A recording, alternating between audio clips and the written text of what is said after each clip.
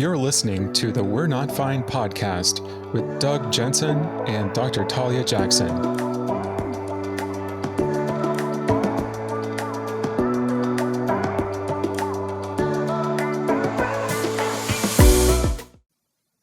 Doug, are you still at the...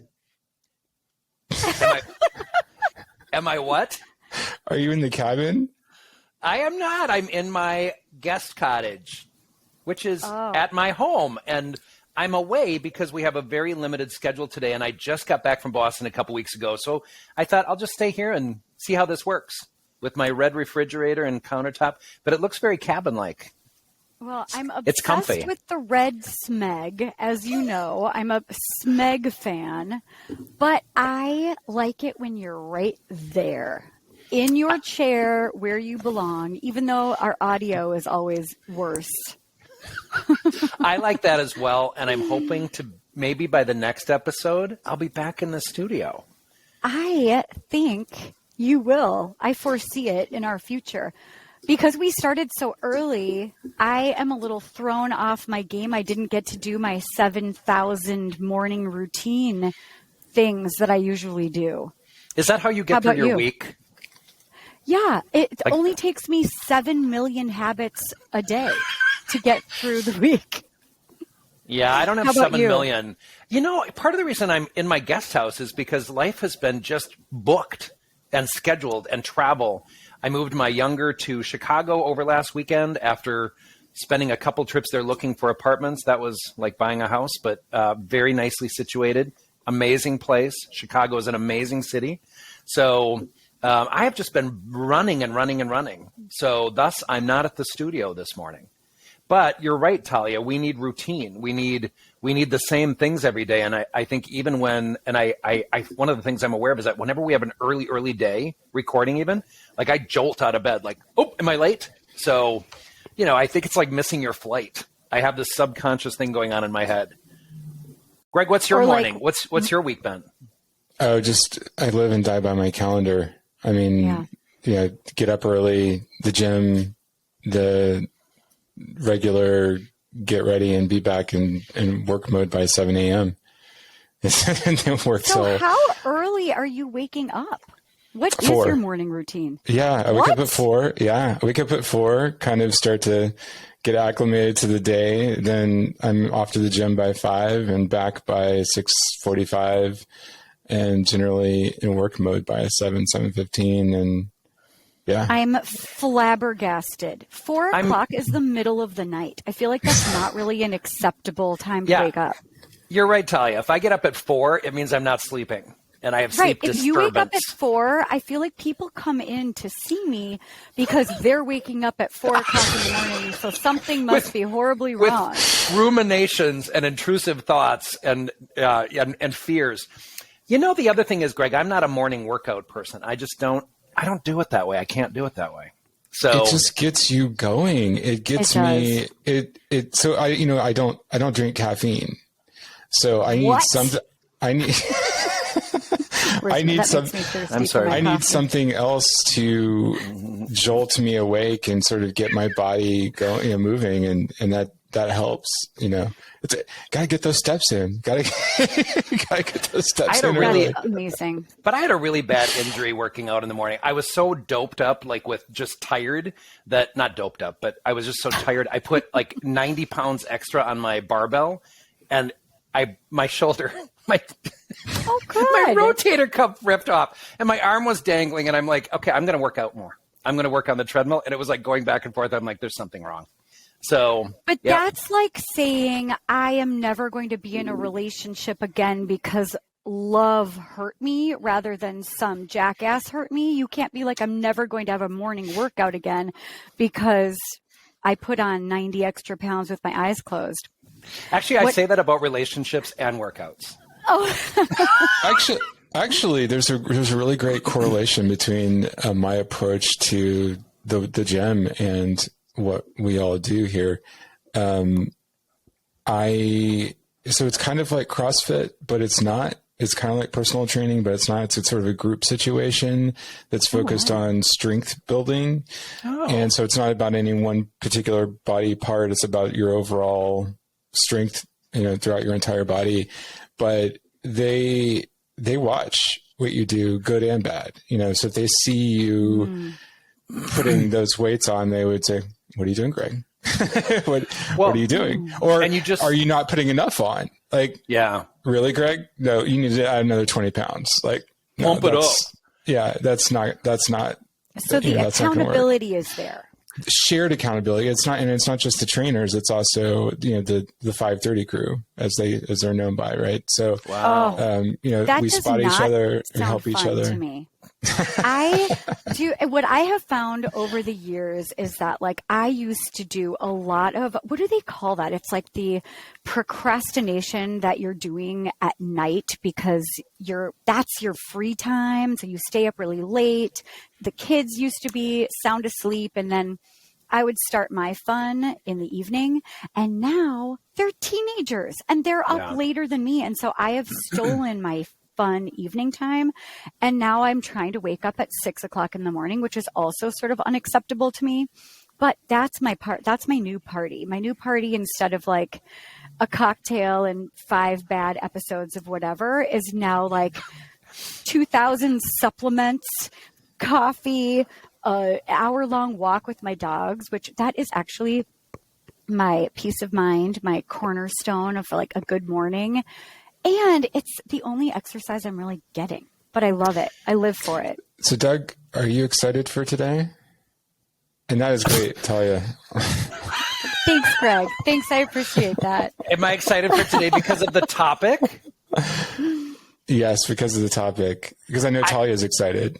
I am excited. But Talia, I'm sorry. I'm gonna go back to your comment. It's like when people I think most of us need some alone downtime. And you have to carve that out differently when you have kids or a partner or whatnot. So anyway, that was my only comment on that. That's a whole new episode. But yes, I am excited about today's topic because it has one of the 4 C's in it. And, the 4 C's are chemistry, communication, compromise, and commitment. You can read more about them on my website.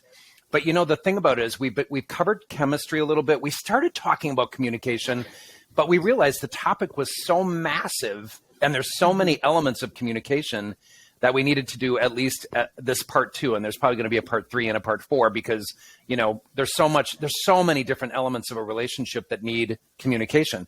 So we're going to focus today, though, on some basic pieces of what like communication is. Go ahead.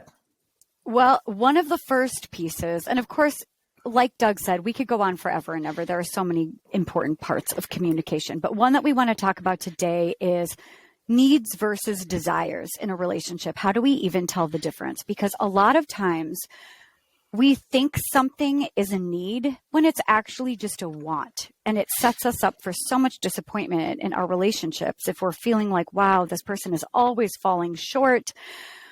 For instance, I'm thinking about like all of my years of doing work with couples and just their incredible disappointment when they're on a diet and their partner isn't interested in doing the Whole30 with them, or they're getting really into yoga, but their partner is sitting on the couch watching a show while they're going to yoga class, or they want to do something and their partner isn't into it. And so what do we even do with that, right? That's a problem. And so a part of it is just we need to dig deep again and figure out like what are the needs, what are the wants. So I would argue that a healthy relationship, you're getting a lot of your needs met outside of that relationship. Your relationship is not your everything. Your partner is not your everything. And you should be looking for the cherry on top of your already perfect, glorious sundae that is you. And you are not a half of a whole. You're not desperately seeking the person who's going to give you motivation and inspiration. And every time you want to go on a diet, they're going to be right there with you. They might be your cheerleader, but I'm arguing maybe you don't need as much as you think. Maybe a lot of these are desires. And maybe it's possible that if you're like, oh my God, all I want to do is play video games, or like I want a friend that wants to play basketball with me or watch horror movies or whatever it is, maybe you need to look around and widen your group and see, is there anyone among my friends or my family who actually would be more fun to do this with than someone who doesn't really want to do this with me. That doesn't mean your partner doesn't love you. Douglas, what do you think? First of all, I need to excuse myself to go order a sundae from Culver's on DoorDash. Not a cheesecake? Cherry. Oh, I could get cheesecake flavored, whatever they make. So here's the deal. Here's what I think about that. So it kind of goes back to our first communication topic, like when you start dating and when you start negotiating what you're looking for in a relationship. I mean, that's where some of that comes in, Talia, that you referenced. Like some of that dynamic of like, you know, I'm someone who needs a lot of time for myself. I need video games. I need whatever. I want to shift it a little bit to the more communication-oriented piece of it, which is I think the bottom line need for any relationship is direct, honest, transparent, self-aware. I mean, those are words that come up for me a lot when you start needing to communicate with your partner about absolutely anything. And, you know, I realize we're not going to get to all of the aspects of a relationship. I can't wait to talk about sex on one of these upcoming episodes. We're not going to get to it today because it's such a big topic. And it really requires communication. But I would say, like all of the things you just referenced about what you need, I think all relationships do need open, honest, transparent, self-aware. And, you know, when I say self-aware, I feel like I'm saying something so simple, and yet it's a really elaborate process. I think a lot of people have not been encouraged through their family of origin experiences or socialized experiences to be self-aware and to really be able to be honest about who they are and what they want. I think it's a big task. And I wish for everybody to have that authenticity because it's an amazing way to live. And as I always tell people, the goal of therapy really is to live an honest life, whatever that is for you. So I love that concept, but it really requires that. Now, when it comes to that like whole kind of want thing, I also find myself going back to like kind of like love languages and giving that some care here because, you know, some people need affirmation. Some people need physical touch to feel connected, and it affects that communication. So there's nonverbal, there's verbal, there's so many different types of communication that I think come into play here. But at the end of the day, it is about being able to communicate and express what you'd like from your relationship, which goes into that want category. But you get to want. And, you know, what you said, Talia, about like maybe your partner is not willing to do some things. Hopefully the physical touch is not in that category. But, you know, but the affirmations, maybe you get that somewhere else in your life. Maybe you get that from podcast viewers. Maybe, hint, I'm kidding. Maybe you get that from the work that you do. Maybe you get that from friendships that you have. You know, we all nurture ourselves and nurture each other in different ways. So I feel like asking for it, though, is the right thing to do. And then again, when we get to compromise of the 4 C's, you know, that's where, you know, figuring out kind of what you're willing to live with in that regard becomes an important piece. I really want to jump on. We weren't even going to talk about the 5 love languages, but I feel like it is so crucial to think about like the wants versus the needs. They're so individual. Not a single 2 people have the same desperate needs, right? And so it doesn't make a lot of sense to us that somebody else, I mean, so real quick, the 5 love languages, right? Words of affirmation, physical touch, gifts, quality time, and acts of service. Thank you. You're welcome. That was a quiz. I didn't just have a brain fart. Oh, I saw your blank stare and I'm like, I can help her out. Woo! Anyway. And so that's our team. That's our team. Go team. What I have found in my couples is that we mostly give what it is we're craving. Like I had a couple, for instance, that the husband was making her sandwiches every single day, these beautiful sandwiches. And that was how he showed love. He would wake up with her before she went to work because he was doing some seasonal stuff, didn't have to wake up, gave her all of his love in these sandwiches. And she's like, I don't want sandwiches. I don't want his fucking sandwiches. I want physical touch. I want sex. I want quality time. I want connection. But all I'm getting is these sandwiches, right? And so it's like setting ourselves up as a relationship to make sure, it's like what I think about, and this is Gottman, of course, that like you've got this love bank and his sandwiches were giving maybe $1 per sandwich into her love bank. But an amazing night of quality time and physical touch would have been like $1,000 in that love bank. Right. And when we're talking about communication, that love bank actually needs to be pretty full in order for us to not feel defensive or not to feel like if our partner has requests from us to not think that like, oh, you're complaining or everything's wrong. But if that love bank is full, it will be like, oh, I feel so much generosity towards you. I would love to give you your needs, even though I don't understand them, because I don't need words of affirmation. So I don't know why you would. Which goes back to like really communicating openly and honestly about what you need in that relationship. I want to go to this because, it's a really, really fine line between wants and needs, because we should get some of what we want in the relationship. I think if somebody and I'm going to use some examples too. Like one of the things I realize about myself is I don't transition well. Like if I'm seeing 8 or 9 clients a day, I come home and I have kind of a blank look. I always joke about going to my younger's hockey games, and if I was in my business suit, my friends, my other hockey parent friends would be like, okay, get Doug a drink because he just got out of work. Because I would sit and stare at the rink, or I would like yell, crazy things which didn't make any sense because I just was not in my mindfulness place. And I need transition time. So, and I really do. One of the things I do is I take jujitsu, and it's really hard to get there if I'm cramming for time, because I have to get in a mind space where, I'm going to fight people. So I think there's and learn skills, right? So I think there's a part of this where what we need as individuals really has to be communicated. And that almost doesn't become just a want. It's sort of a need. Like if somebody is expected to communicate right when they get home from work and they really need transition time, in whatever way that they need to watch some silly, stupid show. I'm watching a show about stalkers. I'm not sure why I'm doing that, but I am. Is that also skill building? I guess you'll find out. So there's a part of this where I think that want can really be a need as well. And so it's about how you define that. And I am really, I love the word communication. Go ahead, Greg. So 2 questions then.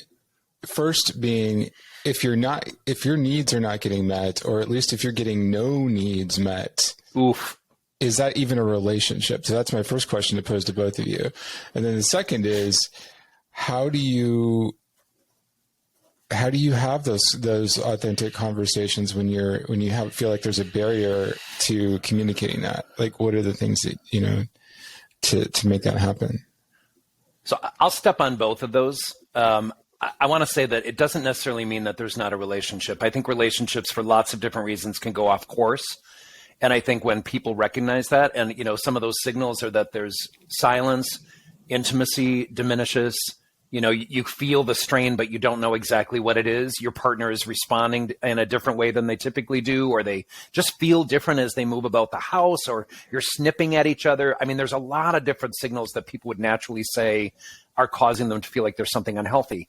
But, Greg, again, going to your question, it's not about that the relationship doesn't have hope. I think Talia and I have both seen in our office a number of relationships that just feel like we have either got to make this better or split. Well, point of order. I wasn't saying lack of hope. I'm saying that if there is no possibility of a need or any needs being met and with the person that you're with, is that a signal that maybe you're not going to get what you're looking for? I'm not saying that over time.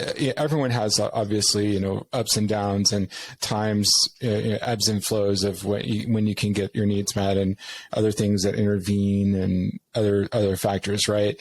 But after a period of time, it would seem that there would be a recognition, or should be a recognition, that this hasn't changed in 5 years. It's not going to change in the next 5 years.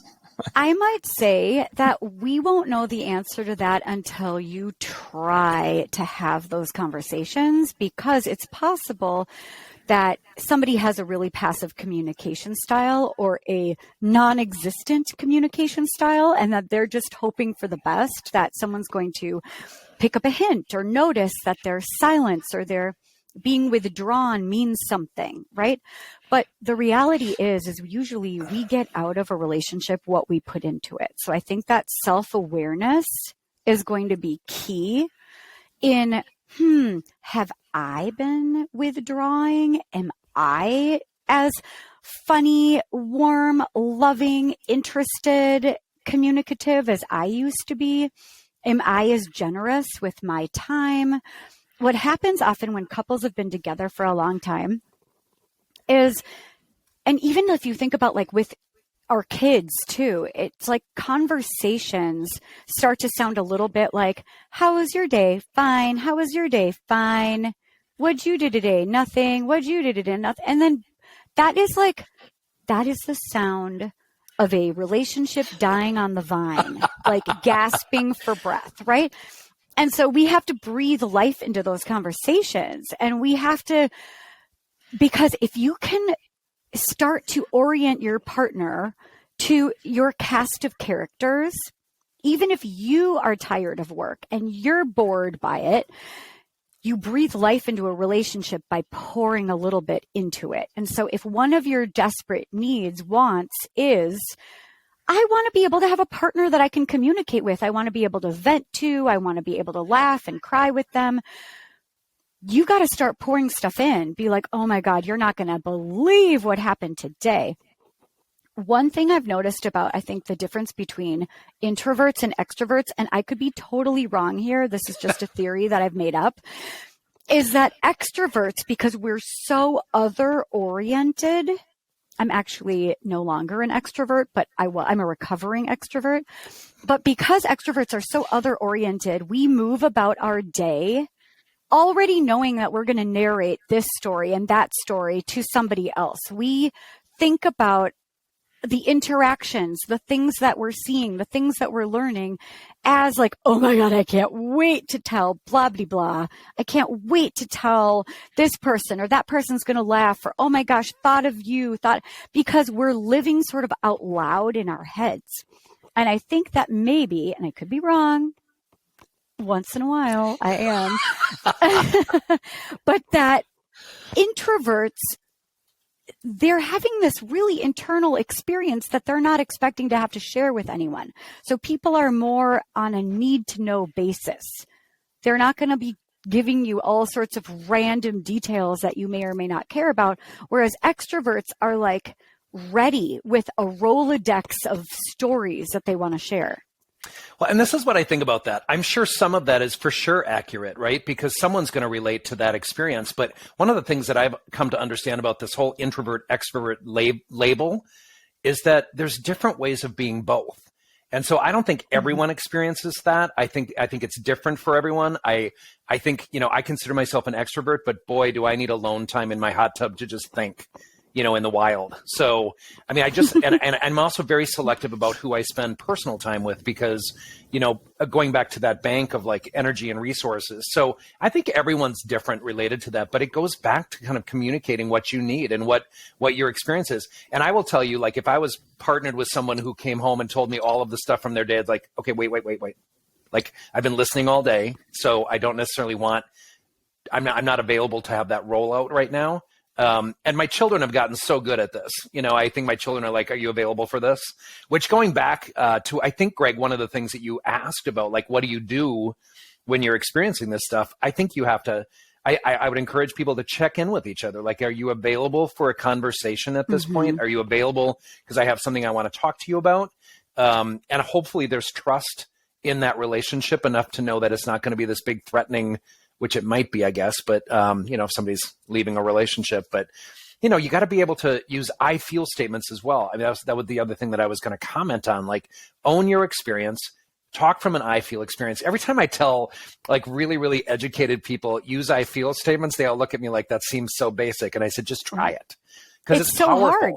It's so hard. And yet it's so powerful when you say, I feel hurt, or I feel angry, or I feel disappointed, or I feel like, when you own that feeling. And I remember I was with a client one time who I brought out the feeling chart because it was somewhat difficult for that person to identify. And, the person started crying and said, I just don't use those words at all in my life. And it was so powerful. And I think in relationships, going specifically, Greg, to the question about like, how do you navigate some of those dynamics?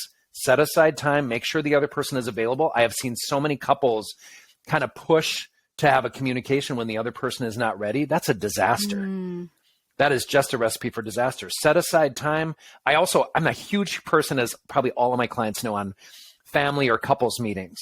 Like, set aside time every single week to check in on the week's agenda, on what you need this week. What does your schedule look like? Talia, you said something about how you tend to like think through those things. And I think that's really critical, to let each other know kind of where you're at. And if you have a busy week, say it. I mean, I've been running and running, as I said at the beginning of today's episode.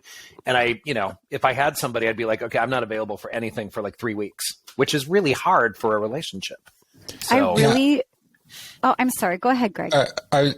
Talia, I was just going to say that I really liked your comments about extroversion and introversion, because there are always differences.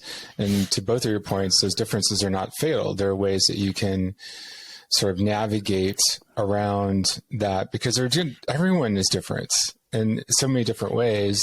Yep. You just have to figure out how to make that work, because you're never going to find someone that's a carbon copy of yourself, right? And some people are morning people, some people are not morning people, and it could be 1,000 different things. But I love you pointing that out, especially because it is very different. And being an introvert, it's almost like I really do enjoy my alone conversations and my thoughts and being away from the people.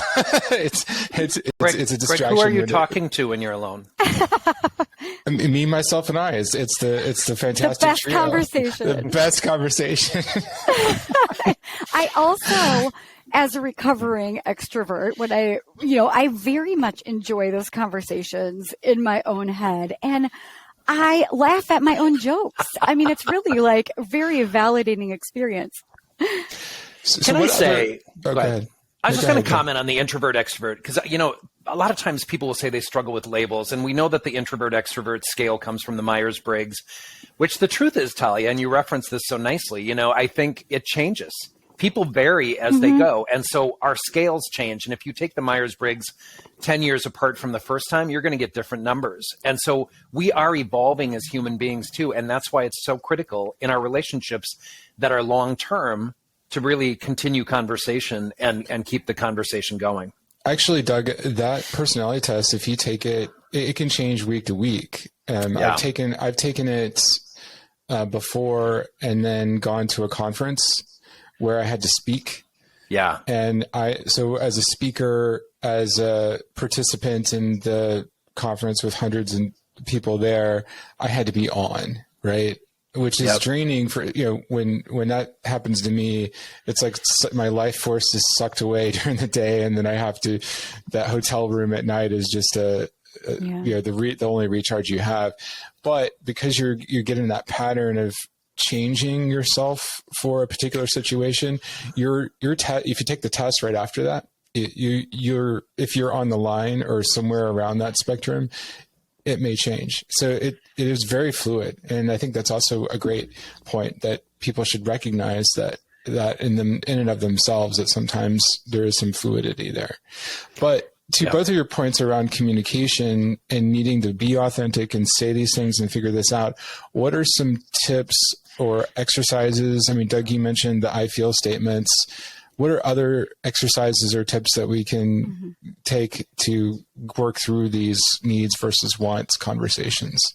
I'd like to piggyback on that, of what Doug said, in that it's incredibly important to own your own experience, because the opposite of that is blaming.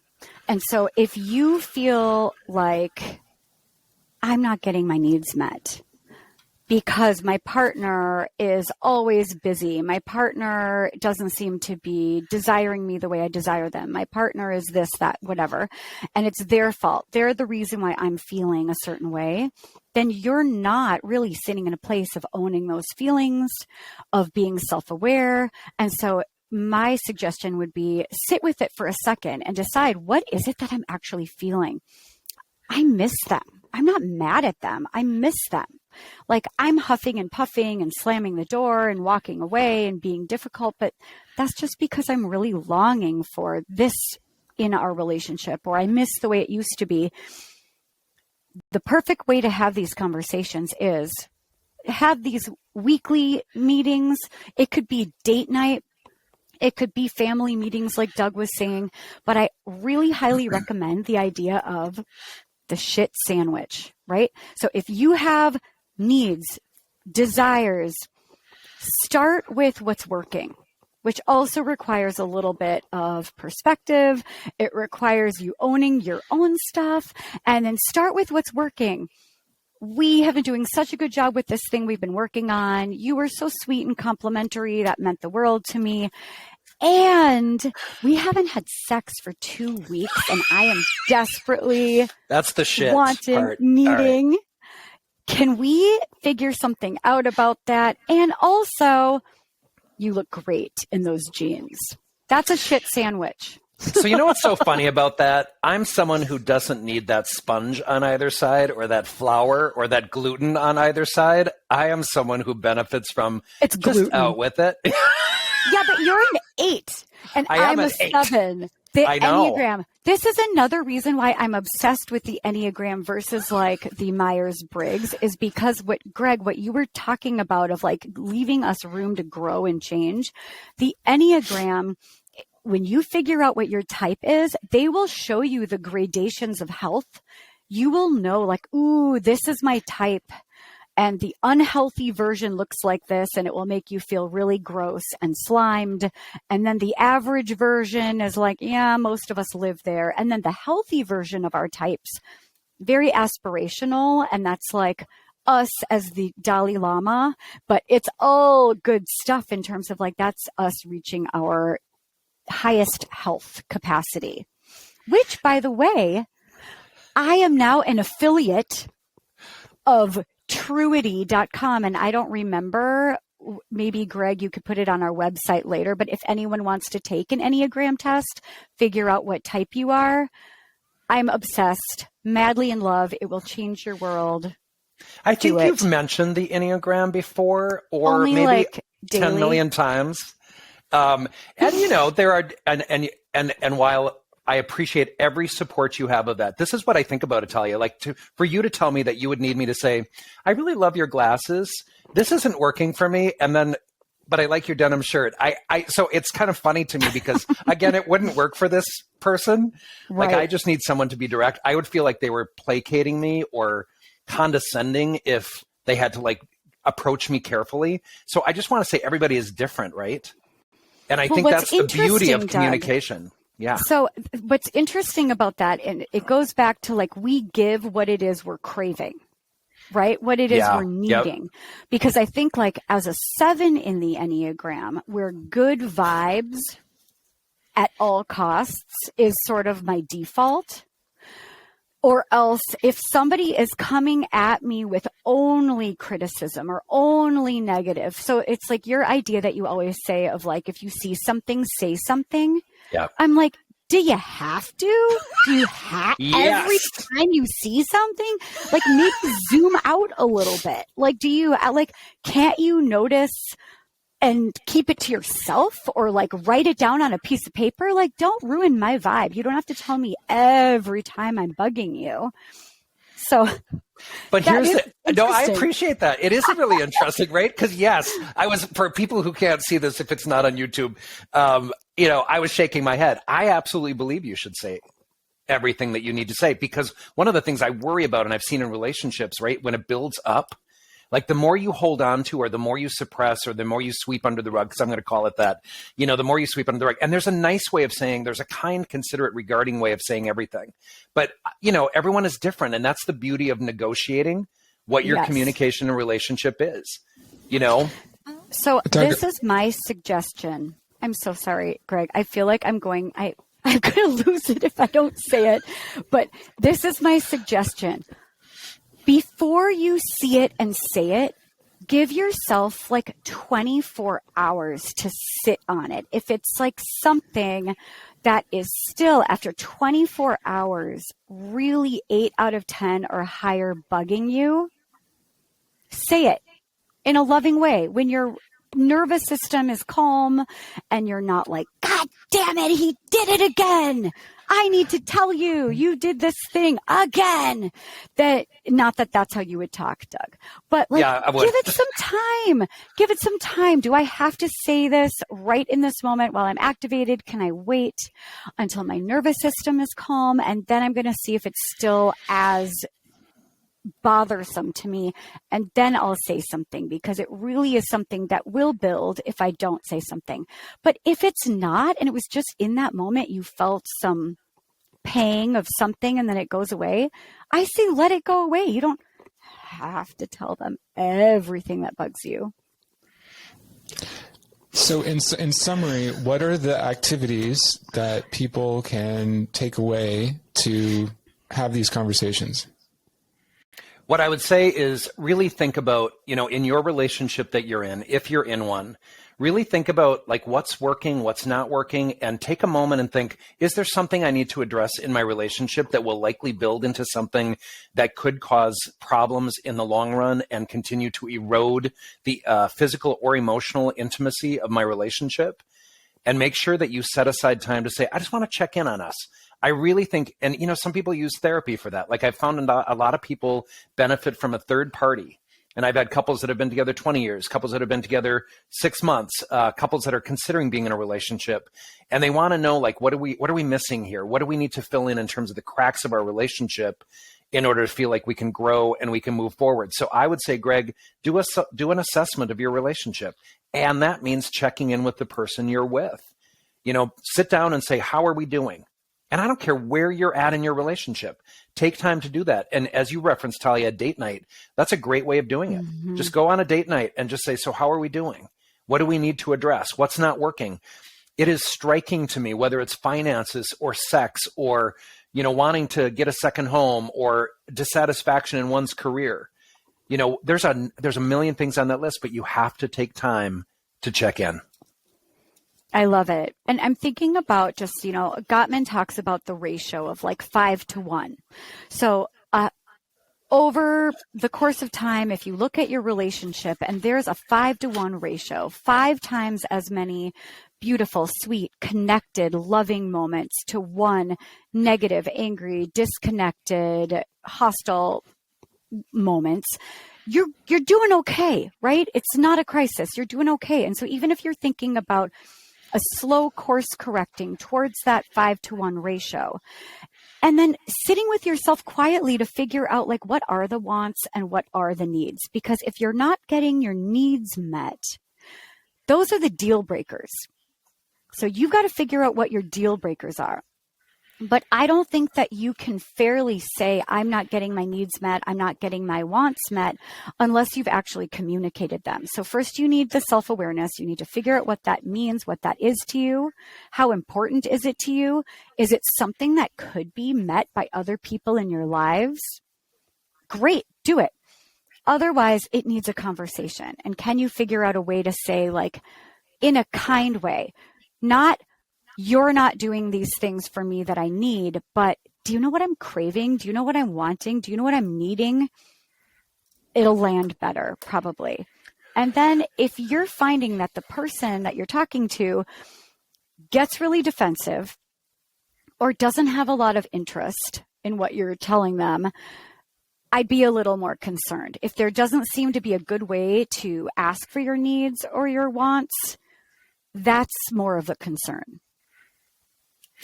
One caveat to that, and I realize we probably need to wrap this one up, but one caveat to that is you want to check with your partner first about the needs that you might be exploring with other people, because it can really dissolve a relationship as well if you're not checking in and saying, so I'm feeling the need to kind of do this.